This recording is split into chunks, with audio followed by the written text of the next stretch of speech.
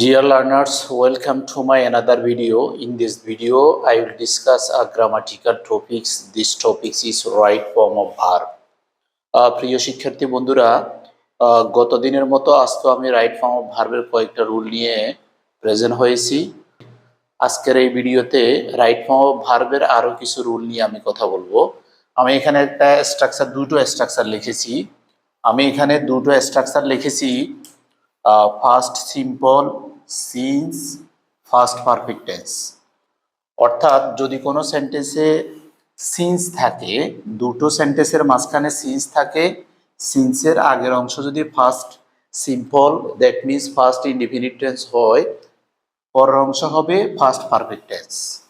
দ্বিতীয় স্ট্রাকচারটা হচ্ছে প্রেজেন্ট সিম্পল অথবা প্রেজেন্ট পারফেক্ট টেন্স। সিন্সের প্রথম অংশ প্রেজেন্ট পারফেক্ট টেন্স অথবা প্রেজেন্ট ইনডিফিনিট টেন্স হয়, তাহলে সিন্সের পরের অংশ হবে first indefinite tense. Okay, for example 5 years first since. এখানে দুটো বাক্য রয়েছে যে 5 years first, 5 years subject, first ভার্বের ফার্স্ট ফর্ম। তার মানে হচ্ছে সাবজেক্টের পরে ভার্বের ফার্স্ট ফর্ম হলে ফার্স্ট ইনডিফিনিট টেন্স। উপরের স্ট্রাকচারটা প্রযোজ্য। ফার্স্ট ইনডিফিনিট টেন্স যদি হয় সিন্সের আগের অংশ, পরের অংশ আমরা ফার্স্ট পারফেক্ট টেন্স বানাবো। পরের অংশে কি আছে? আই মিট ইউ, এটাকে আমরা ফার্স্ট পারফেক্ট টেন্স বানাবো। যদি ফার্স্ট পারফেক্ট টেন্স বানাতে হয় তাহলে সাবজেক্ট প্লাস হেড ভার্বের ফার্স্ট পার্টিসিপল ফর্ম। ওকে, তাহলে এটার আনসারটা হচ্ছে I had met you, I had met you. Okay, next example is it is many years. তো সিন্সের আগের অংশ, এখানে সিন্স রয়েছে, সিন্সের আগের অংশ যদি প্রেজেন্ট ইনডিফিনিট টেন্স হয়, পরের অংশ ফার্স্ট ইনডিফিনিট টেন্স। তাহলে সিন্সের পরের অংশ কি হবে? এখানে আছে আই গো টু ঢাকা, আমাদেরকে বানাতে হবে আই ওয়েন্ট টু ঢাকা। যদি আমরা ফার্স্ট টেন্স বানাতে হয় সাবজেক্ট ভার্বের ফার্স্ট ফর্ম অবজেক্ট, তাহলে আনসার হবে আই ওয়েন্ট টু ঢাকা। এখানে গো এর জায়গায় হবে ওয়েন্ট, আর বাকি অংশ অপরিবর্তিত হবে। Meaning of the sentence it is many years since I went to Dhaka. সে অনেক বছর যে আমি ঢাকা গিয়েছিলাম। আর উপরের বাক্যর মিনিংটা হবে 5 years ফার্স্ট, 5 বছর অতিবাহিত হয়ে গেল since I had meet you, তোমার সাথে আমার দেখা হয়েছে। Example 3, 5 years have passed। এখানে রয়েছে সিন্স, সিন্সের আগের অংশ আছে সাবজেক্ট, সাবজেক্টের পরে হ্যাভ ভার্বের ফার্স্ট পার্টিসিপল ফর্ম। তার মানে হচ্ছে এটা হচ্ছে প্রেজেন্ট পারফেক্ট টেন্স। তো পরের অংশ কি হবে? First indefinite tense. পরের অংশে কি আছে আমরা একটু দেখি। The old man not come, the old man not come, এই অংশটাকে আমাদেরকে ফার্স্ট ইনডিফিনিট টেন্স বানাতে হবে আমাদের স্ট্রাকচার অনুযায়ী। তাহলে আনসার হবে didn't, the old man didn't come. Meaning of the sentence 5 years have passed, 5 বছর হয়ে গেছে, the old man didn't come, এই বৃদ্ধ লোকটি এখনো আসেনি। ওকে ওকে শিক্ষার্থী বন্ধুরা, রাইট ফর্ম অফ ভার্বের আমাদের আরো একটা রুল হচ্ছে, এখানে আমি স্ট্রাকচার লিখেছি, স্ট্রাকচার দেখে আমি রুলটা মুখে বলে দিচ্ছি। যদি কোনো সেন্টেন্সে আফটার যুক্ত কোনো সেন্টেন্সের প্রথম অংশ first simple, first indefinite tense হলে আফটারের আগের অংশ ফার্স্ট ইনডিফিনিট টেন্স হলে আফটারের পরের অংশ হবে ফার্স্ট পারফেক্ট টেন্স। আর এখানে রয়েছে বিফোর, বিফোরের প্রথম অংশ যদি প্রেজেন্ট পারফেক্ট টেন্স হয়, পরের অংশ first simple first indefinite tense হবে। For example I complete my work before you came। এখানে লক্ষ্য করো এখানে বিফোর রয়েছে, বিফোরের পরের অংশ ফার্স্ট ইনডিফিনিট, কিভাবে? সাবজেক্ট প্লাস ভার্বের ফার্স্ট ফর্ম। তাহলে বিফোরের পরের অংশ ফার্স্ট ইনডিফিনিট টেন্স হলে বিফোরের আগের অংশ বানাতে হবে প্রেজেন্ট পারফেক্ট টেন্স। তাহলে আই কমপ্লিট মাই ওয়ার্ক, এই অংশটাকে বানাতে হবে প্রেজেন্ট পারফেক্ট টেন্স, কারণ বিফোরের পরের অংশ ফার্স্ট ইনডিফিনিট টেন্স, বিফোরের আগের অংশটাকে বানাইতে হবে প্রেজেন্ট পারফেক্ট টেন্স। ওকে, তাহলে সেন্টেন্সটা হবে I have completed. I have completed my work. I have completed my work before you came. Next structure is past simple after past perfect tense. পরবর্তী এক্সাম্পলটা দেখো যে এখানে আফটার রয়েছে, আফটার আগের অংশ সাবজেক্ট ভার্বের first form, that means first indefinite tense. Subject ভার্বের first form first indefinite tense, আফটারের আগে অংশ আফটারের আগের অংশ ফার্স্ট ইনডিফিনিট টেন্স।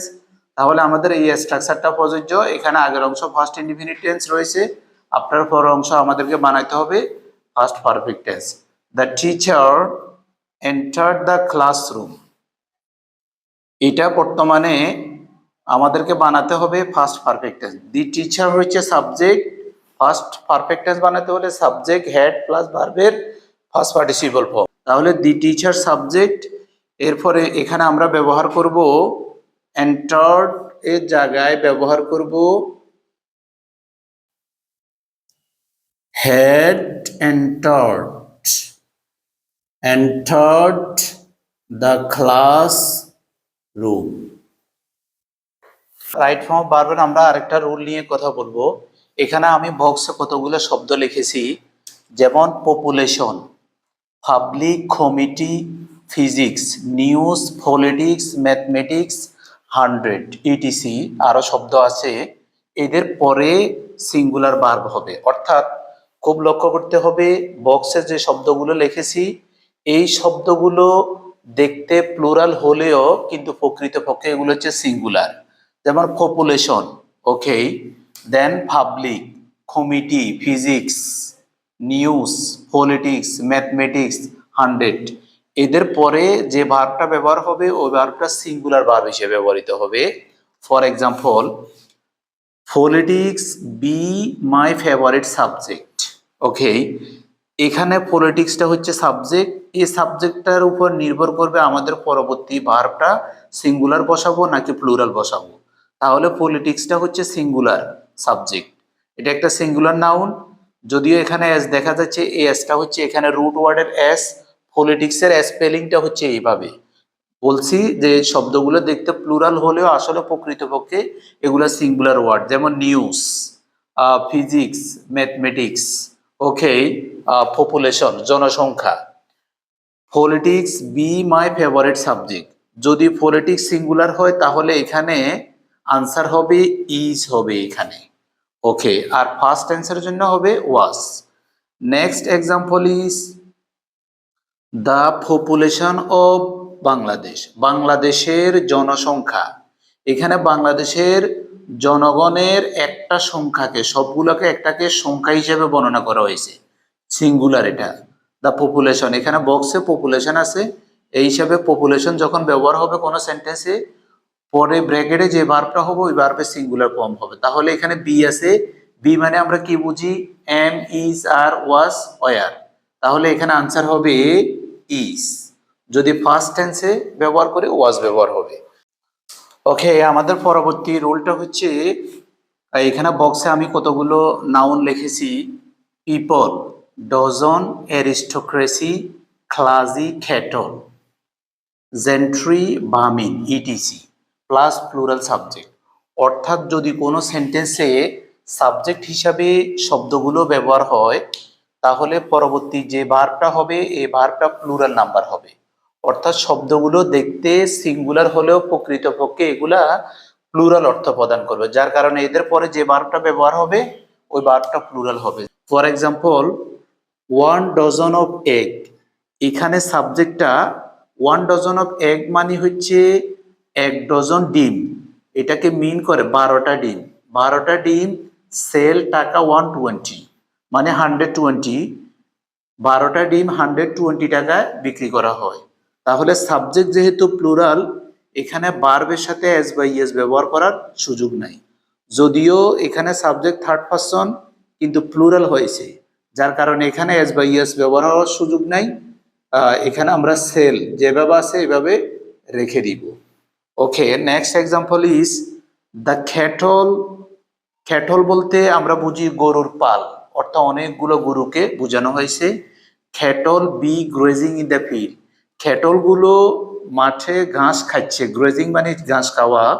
তাহলে এখানে সাবজেক্ট যেহেতু প্লুরাল হয়েছে, এখানে আমরা প্লুরাল ভার্ব ব্যবহার করতে পারি। আর বি মানে হচ্ছে am, is, are, was, were. Okay, এবার আমরা আরেকটা রুল নিয়ে কথা বলবো রাইট ফর্ম ভার্বের।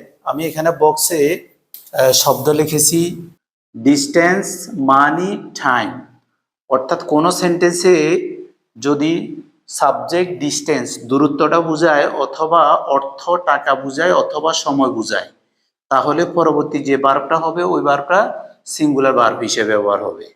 যেমন 30 মাইলস, এই বাক্যে 30 মাইলস হচ্ছে সাবজেক্ট। তারপরে be a long a way, একটা জিনিস লক্ষ্য করবা 30 মাইলস, মাইলসটা কিন্তু প্লুরাল। 30 মাইলস হচ্ছে 30 মাইল। 30 মাইল যদিও এখানে দেখতে কিন্তু প্লুরাল মাইলস, কিন্তু প্রকৃতপক্ষে 30 মাইলকে একটা সংখ্যা হিসেবে ধরা হয়েছে 30 মাইল। আর এখানে আছে লং ওয়ে, একটা দূরত্ব অর্থাৎ ডিস্টেন্স বোঝানো হয়েছে।